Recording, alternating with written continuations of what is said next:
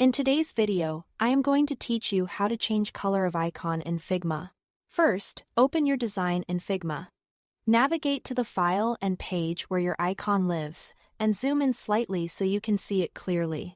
A closer view helps you confirm whether the icon is a single shape or made from multiple parts, and whether it relies on fill, stroke, or both. This quick check will make the next steps smoother. Now, select the icon on your canvas. A single click usually selects the top-level layer. If the icon is grouped or part of a component, double-click to drill into its contents, or use the Layers panel to click directly on the shape you want to recolor. If the icon has multiple paths, hold Shift and select each part that needs the same color.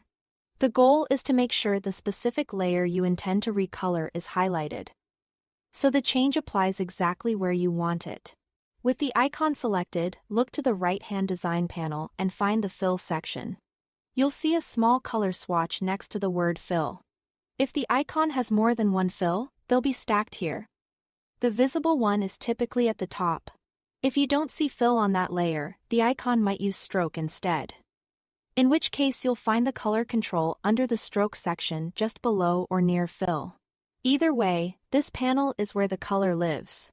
To change the color, click the color square to open the color picker, drag within the picker to choose a new hue and shade, or type an exact hex, RGB or HSL value to match your brand colors. Use the opacity slider if you need a semi-transparent look that blends with the background.